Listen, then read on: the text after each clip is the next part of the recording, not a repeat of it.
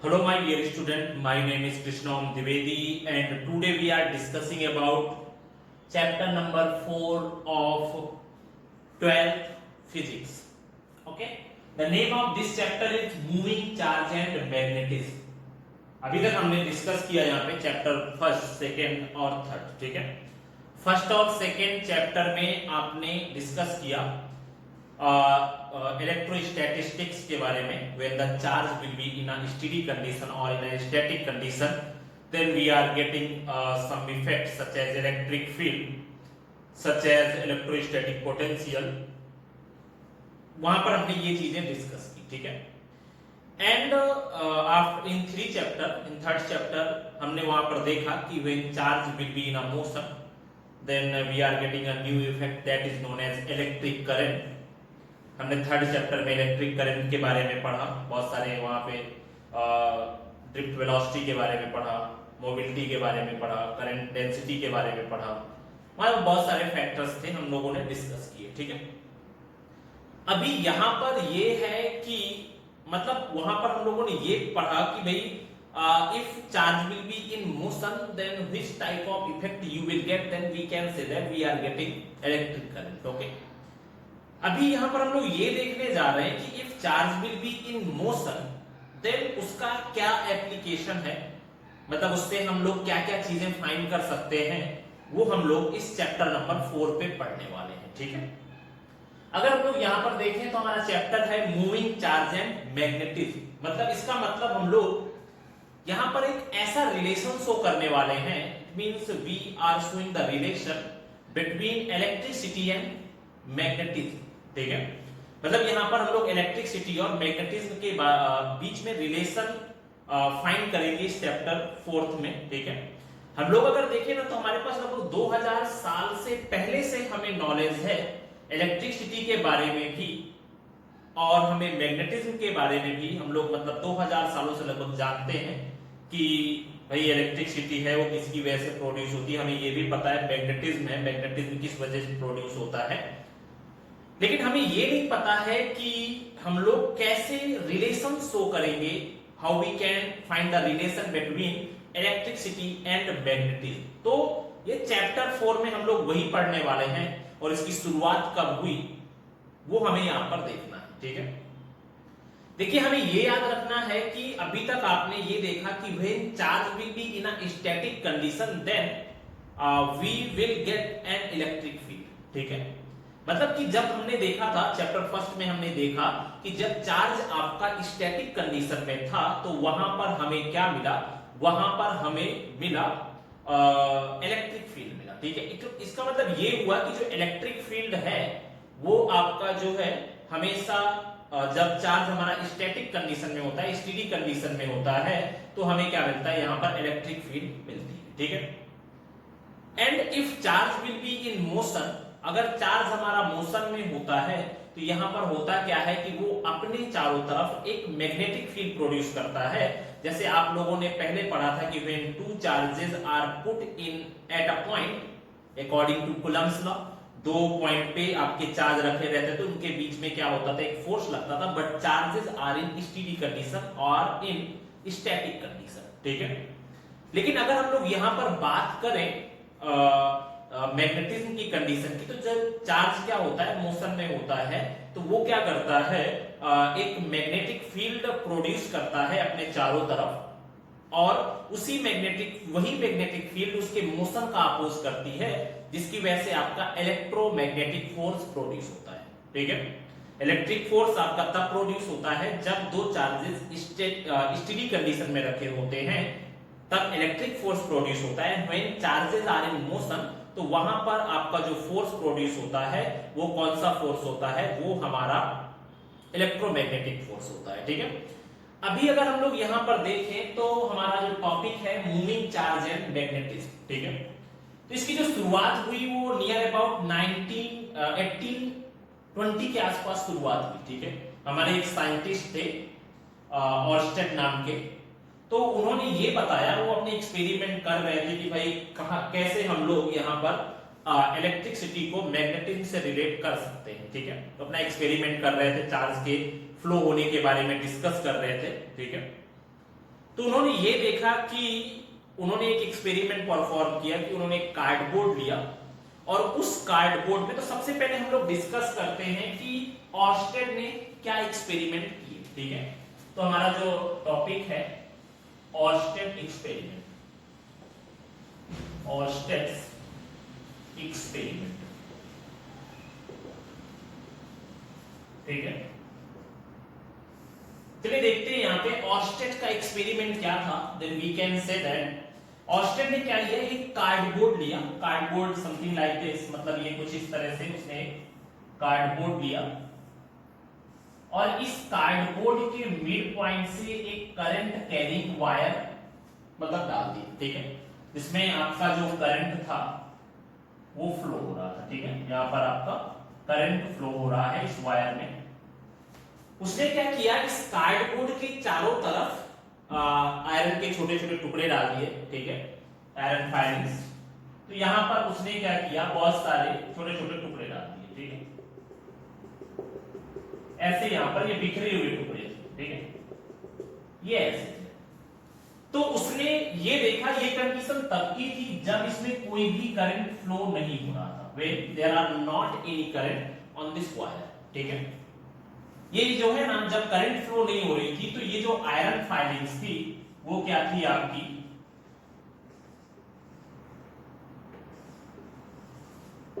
ये ऐसे scattered condition में था।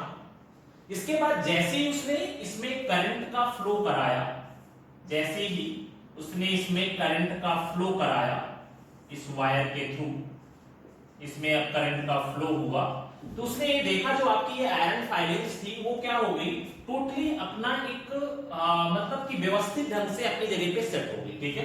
मतलब वो क्या हुआ, यहाँ पर उसने ये देखा कि जो ये आयरन फाइलिंग्स थी वो क्या हो गई, एक मतलब एक जगह पर इकट्ठी हो गई, ठीक है।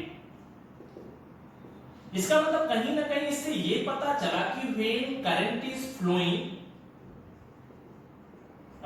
इन एनी वायर, तो ये क्या करता है, ये वायर अपने चारों तरफ एक मैग्नेटिक फील्ड प्रोड्यूस करता है।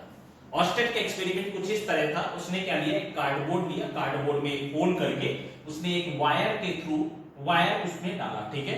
और उस वायर में उसने जब करंट का फ्लो कराया तो उसने ये देखा कि जो उसके चारों तरफ आपकी आयरन फाइलिंग्स थी वो पहले स्कैटर्ड कंडीशन में थी, जैसे ही मैंने स्विच ऑन किया तो वो क्या हो गया, परफेक्टली एक सेटल्ड कंडीशन में आ गए लाइक दिस, ठीक है। तो ऑर्स्टेड ने इसके अकॉर्डिंग ये बताया कि अगर मान लो हम लोग क्या करते हैं, चलिए देखते हैं।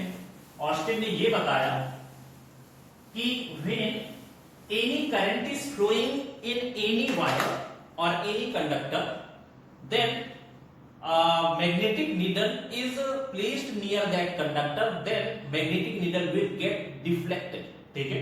मतलब अगर मैं क्या करता हूं, किसी भी कंडक्टर के पास कोई भी मैग्नेटिक नीडल रखता हूं और उस कंडक्टर में मैं करंट का फ्लो कराता हूं, तो ये जो मैग्नेटिक नीडल होती है ना वो क्या होती है, डिफ्लेक्ट हो जाती है, ठीक है। चलिए देखते हैं यहां पर। तो ऑर्स्टेड ने क्या बताया यहां पर, व्हेन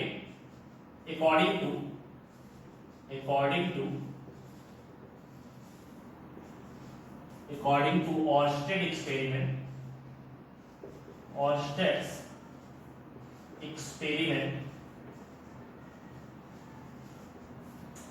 क्या था इसका experiment, according to Oersted experiment क्या था, इसमें से हम लोग ऐसा कह सकते हैं, when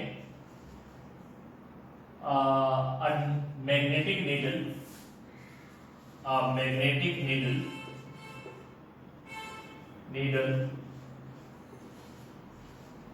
is placed near a current carrying wire, then magnetic needle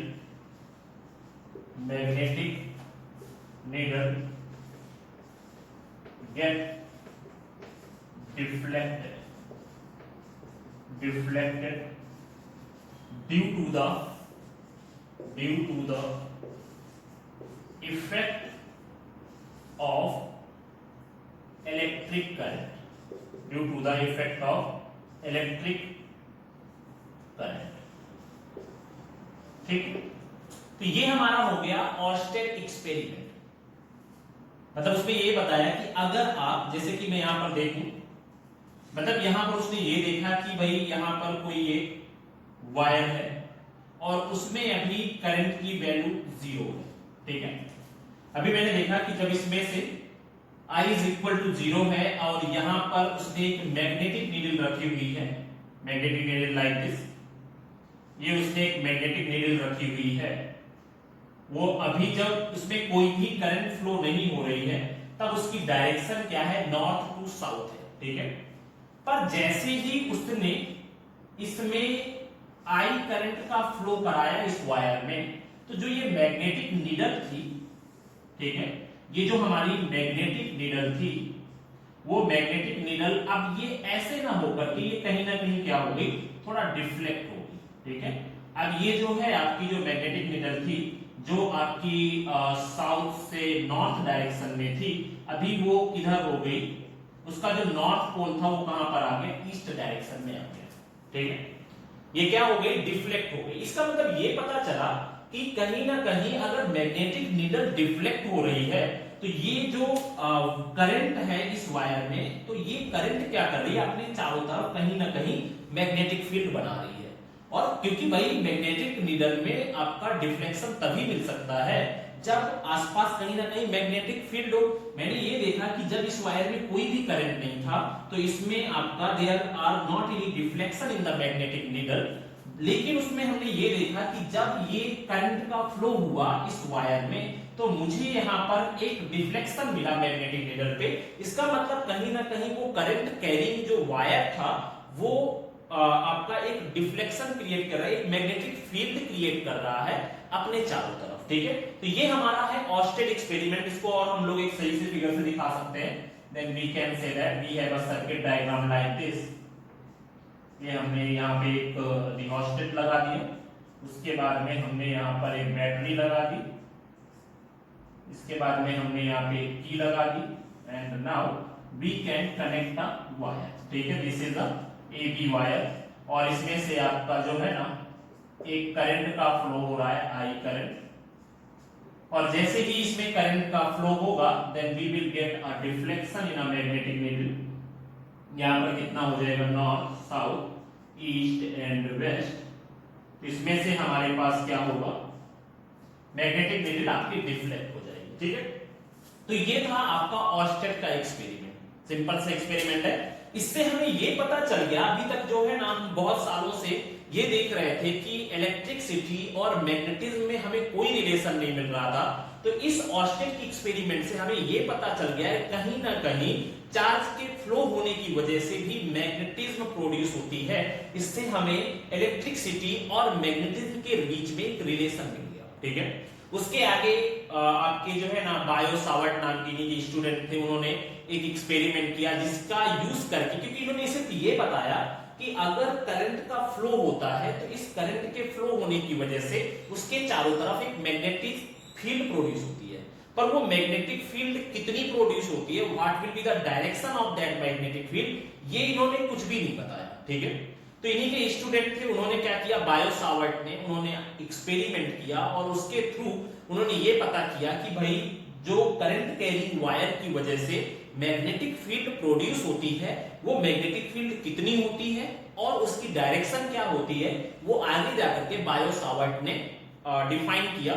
मतलब ये क्या हुआ है, कहीं ना कहीं जो है ना इस ऑर्स्टेड के एक्सपेरिमेंट से एक नई डायरेक्शन मिल गई दोनों के बीच में रिलेशन फाइंड करने के लिए। ठीक है, तो अगर हम लोग देखें तो फिर इसी में आगे जाकर के फैराडे ने भी बहुत सारे रिलेशंस फाइंड किए थे, उसने कई सारे एक्सपेरिमेंट किए थे, उसके थ्रू उसने इलेक्ट्रोमैग्नेटिक इंडक्शन के बारे में समझाया था। ठीक है, तो ये आगे जाके मींस नियर अबाउट 1831 के आसपास या 1931 के आसपास फैराडे ने एक्सपेरिमेंट किए और उसने क्या किया, यहाँ पर ये जो है ना उन एक्सपेरिमेंट्स के थ्रू उसने ये बताया कि इलेक्ट्रिक और मैग्नेटिक कैसे एक दूसरे पे डिपेंड करता है या कैसे एक दूसरे से रिलेट करता है। तो मतलब उसमें से जो मेन हम लोग ऐसा कह सकते हैं कि ऑर्स्टेड ने एक नया रास्ता ओपन कर दिया इलेक्ट्रिक और मैग्नेटिज्म के बीच में रिलेशन शो करने का। ठीक है, तो ये हुआ हमारा ऑर्स्टेड एक्सपेरिमेंट।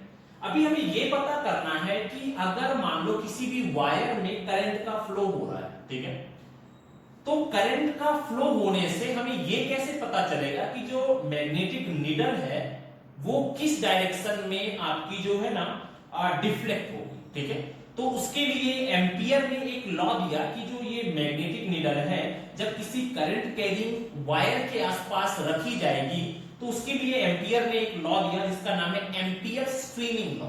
ठीक है, उस लॉ को उसने नाम दिया एम्पियर स्विंगिंग लॉ, इसको लिख लीजिएगा। इसके बाद हम लोग देखते हैं एम्पियर स्विंगिंग लॉ।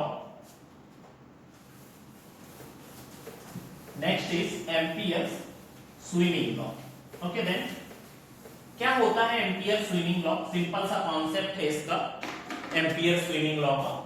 देखिए यहां पर हुआ ये एम्पियर स्विंगिंग लॉ।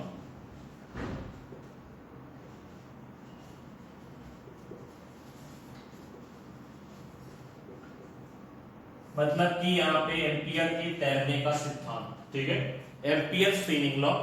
देखिए सिंपल सा याद रखो, बहुत ही सिंपल सा कॉन्सेप्ट है। एम्पियर ने ये बताया कि अगर मान लो हम लोग एक कोई ऐसा कंडक्टर लेते हैं जिसमें करंट का फ्लो हो रहा हो, ठीक है, और हम लोग कुछ ऐसा कंसीडर करें कि करंट के फ्लो होने की डायरेक्शन में ही कोई एक स्विमर है वो आपका स्विम कर रहा है। ठीक है, मतलब कि मैं ऐसा नॉर्मली एक समझा देता हूं यहां पे। जैसे मैं ये कहूं कि मान लो ये हमारे पास एक कोई कंडक्टर हुआ, ठीक है, दिस इज अ कंडक्टर और इसमें क्या है, करंट फ्लो कर रही है। The direction of the current is south to north.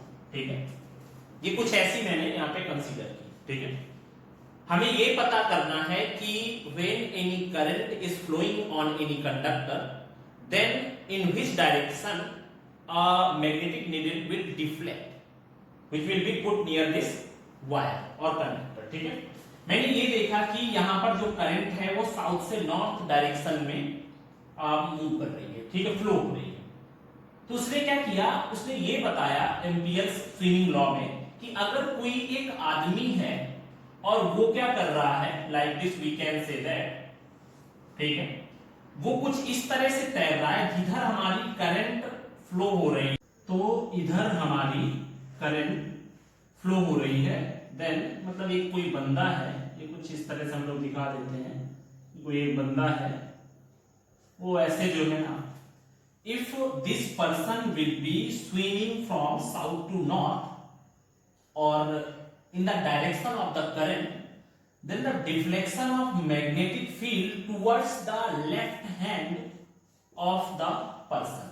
ठीक है, मतलब यहां पर मैं ऐसा कहूं कि हमारे पास कोई एक नीडल है, magnetic needle, we can say that this is north, south, east and west. ठीक है, तो जब ये करंट साउथ से नॉर्थ की तरफ फ्लो होगी तो जो हमारी मैग्नेटिक नीडल होगी, that magnetic needle will be deflect towards the west direction or towards the left hand towards the direction of the left hand of that swimmer। ठीक है, तो ये हो गया हमारा एम्पियर स्विमिंग लॉ कि अगर कोई भी स्विमर करंट के फ्लो होने की डायरेक्शन में स्विम कर रहा है तो मैग्नेटिक फील्ड की जो डायरेक्शन होगी, the direction will be in the direction of the left hand side of that person। ठीक है, मतलब अगर मैं कुछ ऐसा कहूं कि भाई मैं हूं और मैं ऐसे फ्लो कर रहा हूं, मैं ऐसे स्विम कर रहा हूं, ठीक है, करंट भी सेम मेरे ऐसे ही स्विम कर रही है ऊपर की तरफ, तो जो मैग्नेटिक नीडल होगी वो कुछ इस डायरेक्शन में डिफ्लेक्ट हो जाएगी। भाई पहले मैग्नेटिक नीडल ऐसे थी, जैसे ही हमने एक कोई करंट कैरिंग वायर इसके पास रखा जिसमें से करंट साउथ से नॉर्थ में जा रही थी, तो जो मैग्नेटिक नीडल थी वो कैसे डिफ्लेक्ट हो गई, वेस्ट डायरेक्शन में डिफ्लेक्ट हो गई। तो अभी हम लोग लिख लेते हैं इसमें से एम्पियर स्विमिंग लॉ क्या होता है, चलिए देखते हैं इसमें। Ampere swimming law, then we can say that according to this law या according to Ampere's swimming law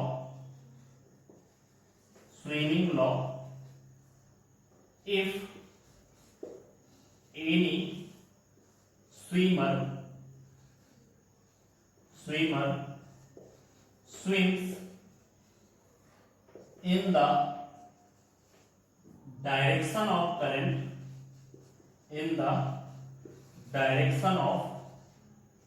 current ठीक है, in the direction of current, then magnetic needle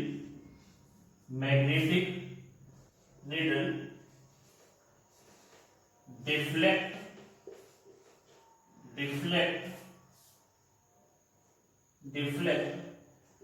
in the left, in the direction of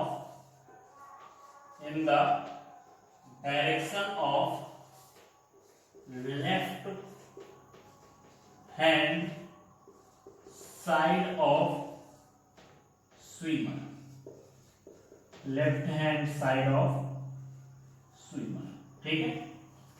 इसका मतलब कि ये normally मैं आपको बता चुका हूं, ठीक है। It is also represented by snow, ठीक है। ये स्नो का मतलब क्या है, स्नो का मतलब देख लेते हैं भाई हम लोग। स्नो का मतलब है if current is flowing from south to north direction,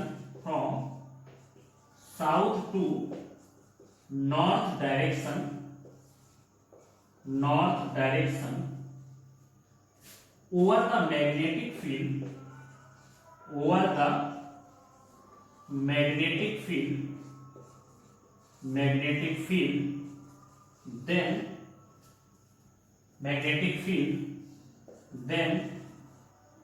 magnetic needle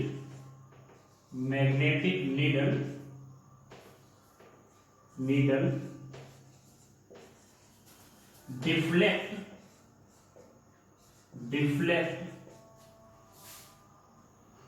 towards west, ठीक है। मतलब ये बता रहा है कि अगर करंट, स्नो का मतलब ये है when current is moving from south to north over a magnetic field, ठीक है, then magnetic needle will be deflect towards west direction, ठीक है। तो ये हमारा हो गया एम्पियर्स स्विमिंग लॉ, ठीक है। इसको लिख लीजिए। इसके बाद हम लोग आगे देखते हैं मैग्नेटिक फील्ड, ठीक है। क्या होती है मैग्नेटिक फील्ड, हम लोग वो देखते हैं। Then our next topic is magnetic field.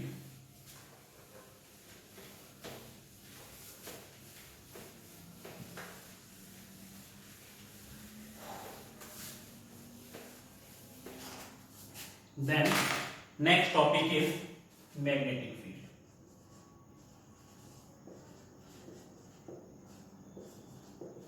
चलिए देखते हैं ये मैग्नेटिक फील्ड क्या होती है। हम लोग ऐसा कह सकते हैं, अगर मैं इसको देखूं तो मैग्नेटिक फील्ड को हम लोग like a electric field define नहीं कर सकते।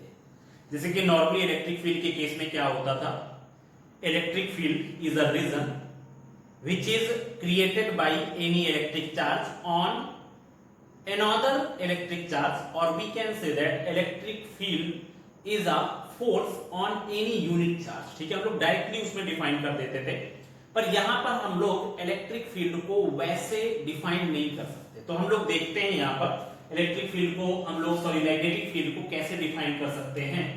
Then we can say that it is a reason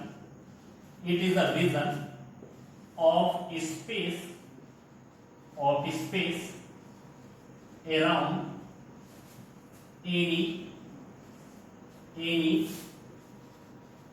current carrying wire, around any current carrying conductor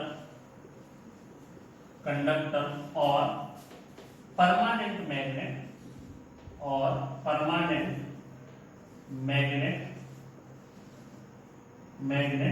ठीक है। ये क्या है, एक ऐसी रीजन है किसी भी करंट कैरिंग कंडक्टर या परमानेंट मैग्नेट की चारों तरफ की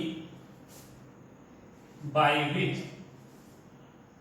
ठीक है, करंट कैरिंग कंडक्टर और permanent magnet which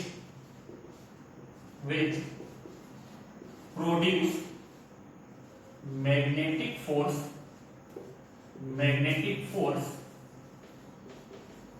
on any bar magnet ठीक है, on any bar magnet ठीक है। तो मैग्नेटिक फील्ड क्या है, एक ऐसी रीजन है किसी करंट कैरिंग वायर के चारों तरफ की, मतलब यहां पर मैं ऐसा कह सकता हूं सपोज बी है करंट कैरिंग वायर ठीक है, उसके चारों तरफ एक क्या हो जाती है, फील्ड बन जाती है, एक रीजन बन जाती है। अब अगर मैं उसमें कोई भी बार मैग्नेट रखता हूं ठीक है, या कोई भी मैग्नेटिक चीज रखता हूं, तो वो क्या करती है, एक तरह का मैग्नेटिक फोर्स फील करती है, तो उस रीजन को हम लोग क्या कहते हैं, मैग्नेटिक फील्ड कहते हैं ठीक है। अभी अगर हम लोग यहां पर देखें नॉर्मली कुछ पॉइंट्स हैं, magnetic field is represented bye magnetic field is represented by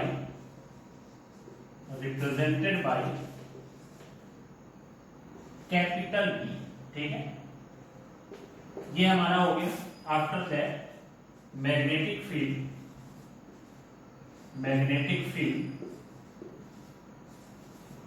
is a vector quantity ठीक है। इसके बाद में the SI unit of magnetic field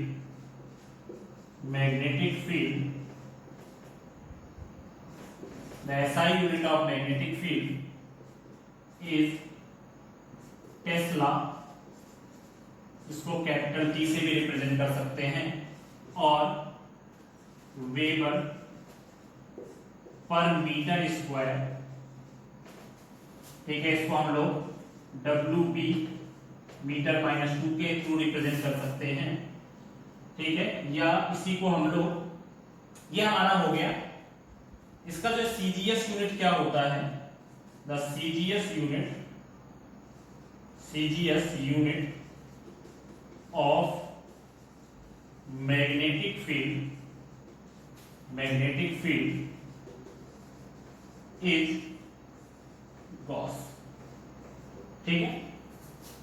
तो होता क्या है यहां पर, अगर हम लोग देखें तो हम लोग ऐसा कह सकते हैं 1 टेस्ला इज इक्वल टू कितना होता है, 10⁴ गॉस ठीक है, that is represented by capital G ठीक है।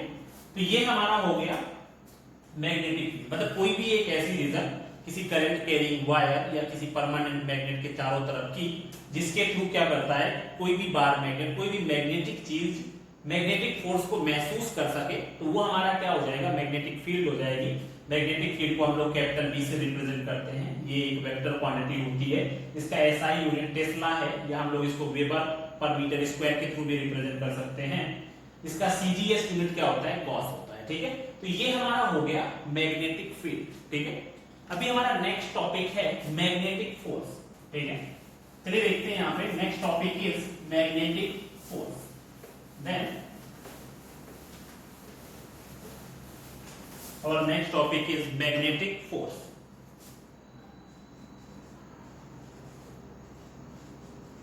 मैग्नेटिक फोर्स ठीक है, क्या होता है मैग्नेटिक फोर्स, ये देखते हैं हम लोग।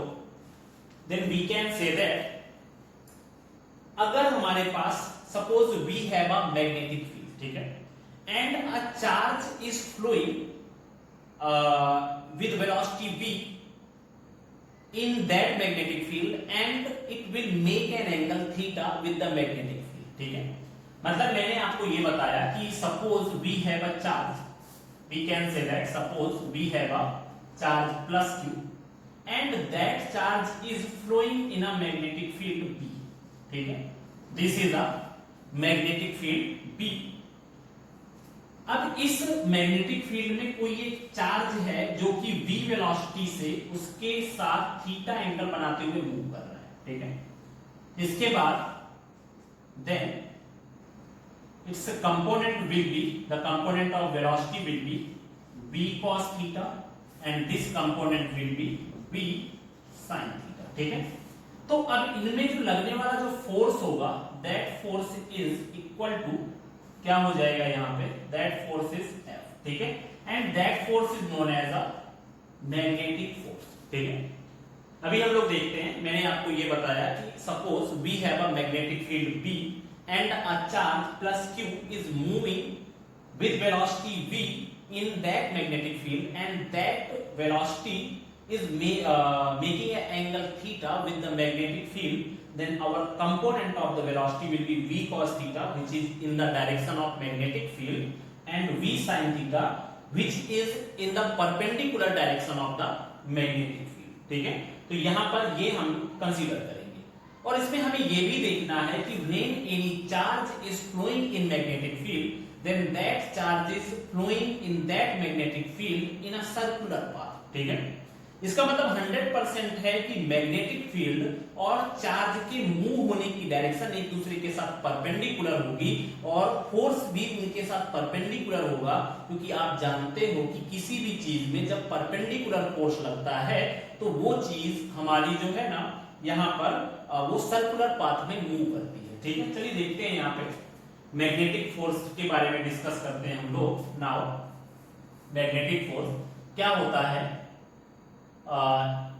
सपोज या मतलब if any charge Q is moving with velocity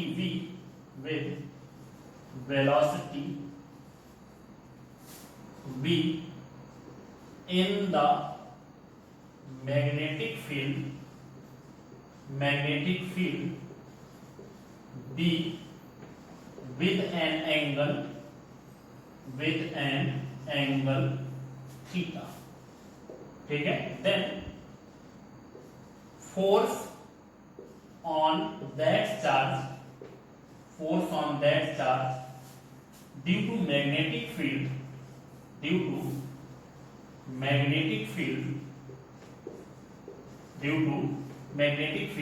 मतलब कि यहाँ पर मैंने ये बताया कोई भी चार्ज है वो अगर किसी मैग्नेटिक फील्ड में v वेलोसिटी से मूव कर रहा है और उसका जो वेलोसिटी वेक्टर है that is making an angle theta with the magnetic field, ठीक है।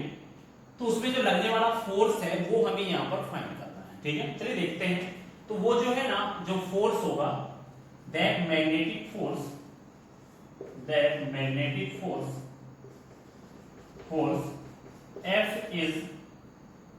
F is directly proportional to the magnetic field, ठीक है। Magnetic field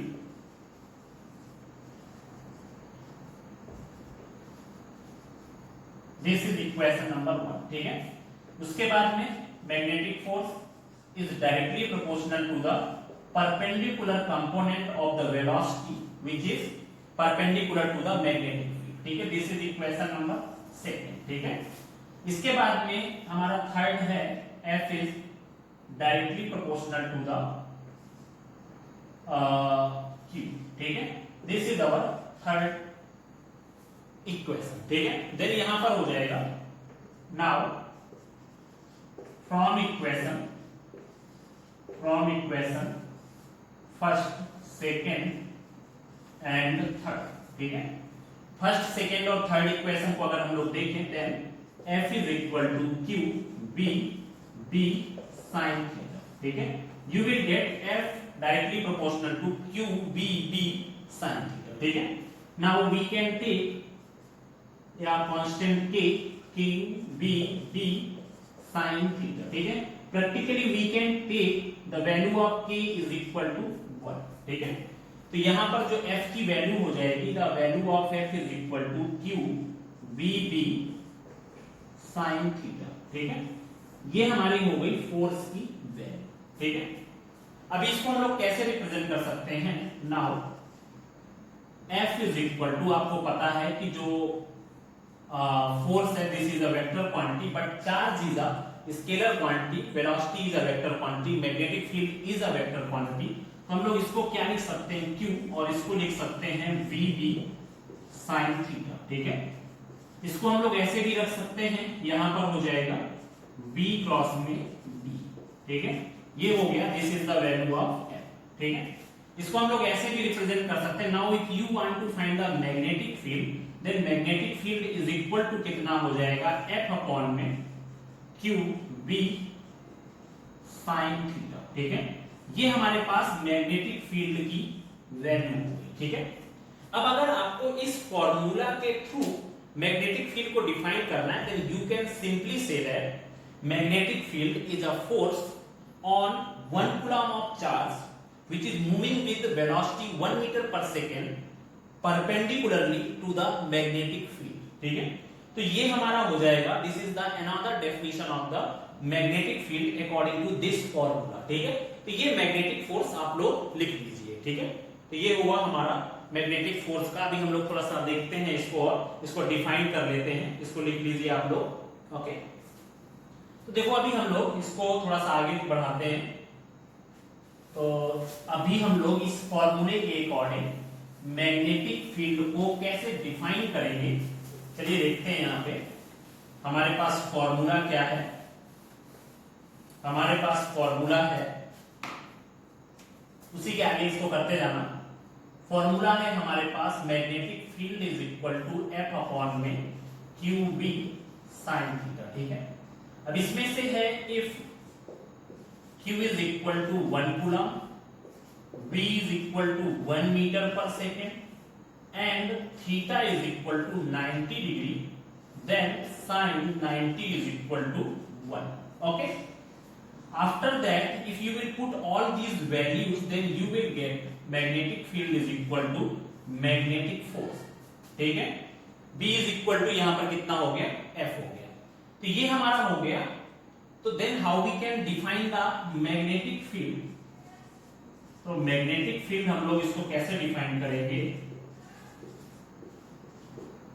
then magnetic field is a force, then it is a magnetic force, it is a magnetic force on any 1 coulomb charge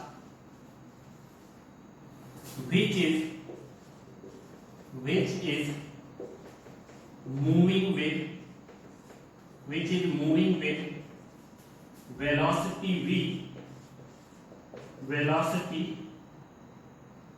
1 meter per second, 1 meter per second, perpendicular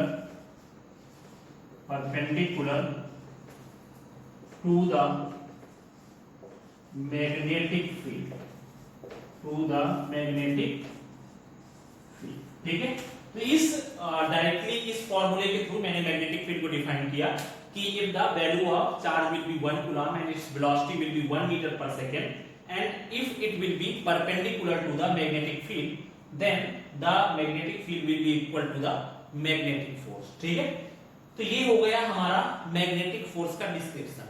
अभी इसमें थोड़ा सा और discuss कर लेते हैं हम लोग लॉरेंज फोर्स। ठीक है, नेक्स्ट हमारा टॉपिक है, और next topic is Lorentz force. ठीक है, इसको कर लीजिएगा आप लोग। So now our next topic is Lorentz force. ठीक है, देखिए लॉरेंज फोर्स क्या होता है, अगर हम लोग यहां पर देखें, देन ये हम लोग ऐसा डिफाइन कर सकते हैं, if any charge is moving from electric field and from magnetic field, ठीक है, if any charge is moving from electric field and from magnetic field, then it will feel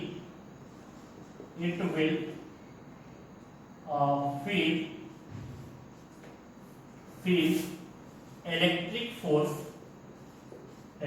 force and magnetic force, then net force on that charge,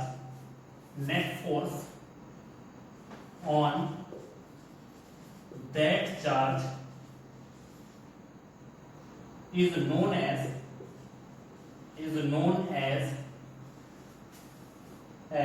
Lorentz force, ठीक है, Lorentz force, ठीक है।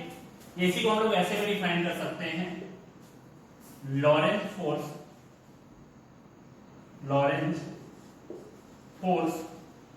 Is the sum of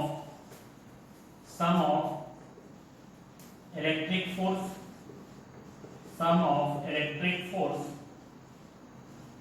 and magnetic force, ठीक है, magnetic force. तो चलिए देखते हैं इसमें, then we can say that Lorentz force is equal to F is equal to कितना हो जाएगा यहां पर Fe प्लस में F है, ठीक है, ये हमारा हो गया Lorentz force. Then F is equal to Fe की वैल्यू कितनी होगी, चलिए देख लेते हैं। Now force due to electric field E on charge,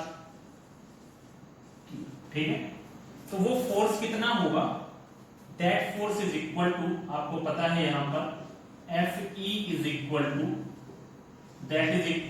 QE, क्योंकि आपने फॉर्मूला पढ़ा होगा F इज इक्वल टू या E is equal to F upon में Q, ठीक है, ये फॉर्मूला आपने पढ़ा है। तो F इज इक्वल टू कितना हो जाएगा, Q डॉट में E हो जाएगा, ये हो गया हमारा। Fe इज इक्वल टू कितना हो गया, QE हो गया। अब इसके बाद में now force due to magnetic field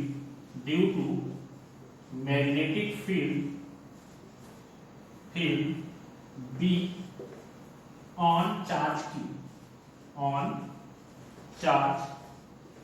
Q, ठीक है, तो यहां पर कितना हो जाएगा, then Fm is equal to क्या था फॉर्मूला इसका, Q B क्रॉस में B, ठीक है।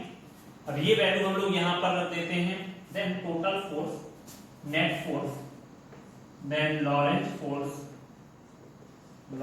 फोर्स कितना हो जाएगा, F is equal to Fe की वैल्यू कितनी है, that is equal to QE plus में यहां पर Q और यहां पर हो जाएगा B क्रॉस में B, this is the magnetic force, ठीक है। Now we can take Q as a common, तो यहां पर हो जाएगा F is equal to Q, common ले लिया हमने यहां पर देखा, देन E प्लस में यहां पर B क्रॉस में B, ठीक है, ये हमारा हो गया F की value. This is the value of Lorentz force, means we can say that when any charge will be flowing from electric field and magnetic field, then we will get total force on that charge is known as the Lorentz force, and that total force will be QE plus में B cross में B, ठीक है। तो ये हमारा हो गया Lorentz force, ठीक है। अब इससे आप नॉर्मली पता कर सकते हो कि if the angle between V and B is equal to 0, then its magnetic force will be 0, then it will be moved due to the electric force only, ठीक है। मतलब यहाँ पर अगर आप देखो ना, V और B के बीच का एंगल 0 हो जाएगा, तो VB sin 0, और आपको पता है कि sin 0 की वैल्यू कितनी होती है, 0 होती है, तो वहां पर मैग्नेटिक फोर्स कितना हो जाएगा, 0 हो जाएगा। Then charge will be moving due to the electric force, ठीक है। तो ये हमारा हुआ लॉरेंज फोर्स। अभी हमारा जो नेक्स्ट टॉपिक है इसी में, वो ये है how we can find the direction of magnetic field या मैग्नेटिक फोर्स, ठीक है। हम लोग कैसे पता करेंगे what is the direction of the magnetic force, कोई ऐसा फंडा हमें पता करना है जिससे हम लोग मैग्नेटिक फोर्स का मैग्नेटिक फोर्स की डायरेक्शन को फाइंड कर सके। ठीक है, तो ये अपना कर लीजिए, मैग्नेटिक फोर्स का पूरा डिस्क्रिप्शन हो गया। अभी आगे देखते हैं हम लोग नाउ लॉरेंट्ज फोर्स के बाद में direction of magnetic force. Direction of magnetic, now direction of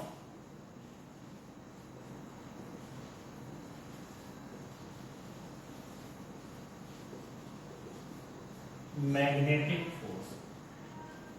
ठीक है, अब ये मैग्नेटिक फोर्स की हम लोग डायरेक्शन कैसे फाइंड करेंगे, इसमें दो फंडे हैं। पहला है राइट हैंड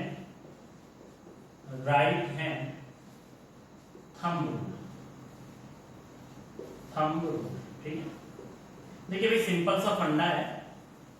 अगर मान लो कोई भी चार्ज हमारी जो है ना उंगलियों की डायरेक्शन में फ्लो हो रहा है, ठीक है, if any charge is flowing towards the direction of our palm or towards the direction of our fingers and the magnetic field will be like this, then if our fingers will curl from V to B, curl from velocity vector towards magnetic field vector, then the direction of the force will be represented by thumb। ठीक है, मतलब ये बता रहा है कि अगर आप अपनी उंगलियों को वेलोसिटी वेक्टर में रख करके उनको कर्ल करो, फोल्ड करो मैग्नेटिक फील्ड की डायरेक्शन में, तो आपका जो थंब है that will show the direction of the magnetic force. ठीक है, ये हमारा हो गया एक फोर्स की डायरेक्शन को फाइंड करने वाला फंडा। ठीक है, मतलब हम लोग अगर अपनी फिंगर्स को कुछ वेलोसिटी वेक्टर्स से वेलोसिटी फिंगर्स को हम लोग कुछ V से B की तरफ लेकर के जाते हैं, तो यहां पर आपका जो थंब होता है that thumb will represent the direction of magnetic field. ठीक है, मैग्नेटिक फोर्स। देन ये हमारा क्या हो जाएगा, this is our thumb will show the direction of magnetic force. ठीक है, तो इस तरह से हमारा ये रिप्रेजेंटेशन होगा। इस तरह से आप पता कर सकते हो।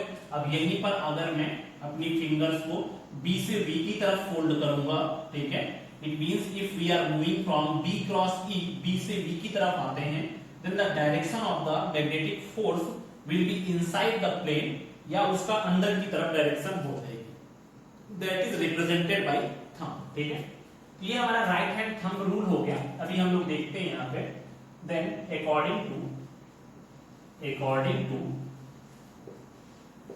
Right hand thumb rule, right hand thumb rule. ठीक है, ये क्या है भाई राइट हैंड थंब रूल? इसमें नॉर्मली अगर हम लोग देखें राइट हैंड थंब रूल में, then if we will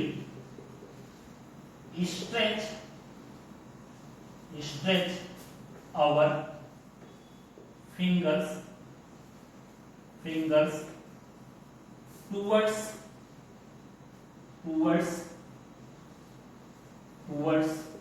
the velocity of charge,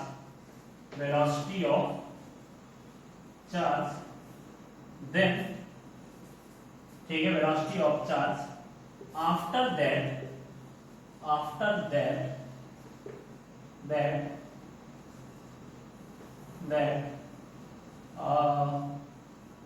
we are curl our finger from velocity vector to velocity vector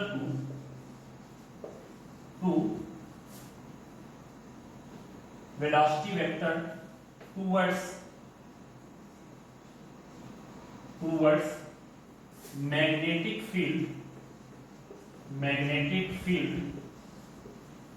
vector, then direction of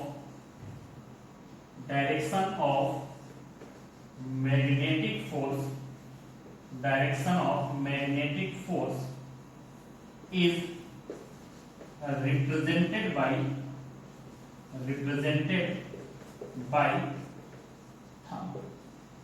ठीक है, मतलब ये बता रहा है कि राइट हैंड थंब रूल के according if we will stretch our fingers towards the velocity, ठीक है, अगर हम लोग अपनी फिंगर्स को वेलोसिटी की तरफ स्ट्रेच करते हैं और इसके बाद हम लोग अपनी फिंगर्स को कर्ल करते हैं वेलोसिटी वेक्टर से मैग्नेटिक वेक्टर की तरफ, तो हमारा जो थंब है that will show the direction of the magnetic force. ठीक है, मतलब अगर V से B की तरफ जा रहा है then the direction of magnetic field will be outside of the plane, और अगर आप B से D की तरफ जा रहे हो then the direction of magnetic force will be inside the plane. ठीक है, ये हमारा हो गया राइट हैंड थंब रूल। एक और रूल है, देख लेते हैं उसको भी।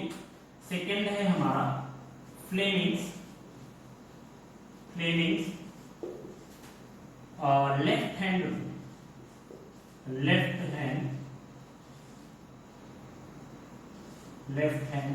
ठीक है, देखिए बहुत ही नॉर्मल सा है, यहां पर हम लोग डायरेक्टली कह सकते हैं लेफ्ट हैंड रूल है फ्लेमिंग्स का। Simply we can say that if we will stretch our first finger, middle finger and thumb perpendicular to each other or like this, then this first finger will represent the direction of magnetic field, this middle finger will represent the direction of the velocity of that moving charge, and this thumb will represent the direction of magnetic force। ठीक है, वही हमें पता करना है what will be the direction of magnetic force when any charge will flow in any magnetic field, then we can say that when we will stretch our fingers like this or perpendicular to each other, then our first finger, this is the first finger, will represent the direction of magnetic field, and this middle finger will represent the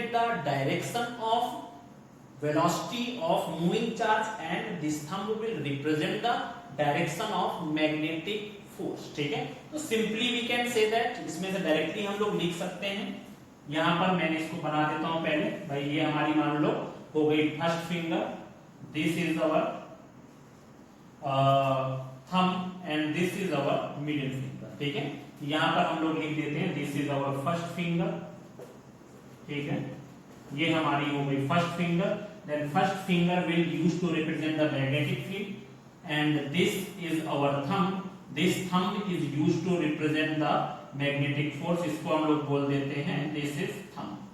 ठीक है, और ये हमारी क्या हो जाएगी, this is the velocity and this is known as middle finger. ठीक है, ये हमारी हो गई मिडिल फिंगर। ठीक है, तो इसकी अगर आपको डेफिनेशन लिखनी है then we can say that, कैसे लिखना है इसमें, according to Fleming's left hand rule, if we will stretch our left hand fingers perpendicularly to each other, then our first finger will represent the direction of magnetic field, middle finger will represent the direction of velocity of the moving charge, and our thumb will represent the direction of magnetic force। ठीक है, तो ये हमारा हुआ how we will get the direction of magnetic force। इस तरह से आप फ्लेमिंग्स लेफ्ट हैंड रूल को डिफाइन कर सकते हो। ठीक है, तो आज हमने यहाँ पर देखा कि कैसे मैग्नेटिक फील्ड और इलेक्ट्रिक फील्ड के बीच में रिलेशन हमने फाइंड किया, या इलेक्ट्रिसिटी और मैग्नेटिज्म के बीच में relation by using Oersted experiment हमें मिला। एंड आफ्टर दैट हमने ये डिस्कस किया कि यहाँ पर नीडल का deflection according to the flow of current कैसे होता है। उसके बाद हमने ये डिस्कस किया what is magnetic field, what is magnetic force, what is Lorentz force, and how we will get the direction of magnetic force, उसकी भी हमने दो रूल यहाँ पर डिस्कस किए। ठीक है, तो ये हमारा हो गया आज का फर्स्ट लेक्चर का टॉपिक, चैप्टर नंबर 4 का मूविंग चार्ज एंड मैग्नेटिज्म।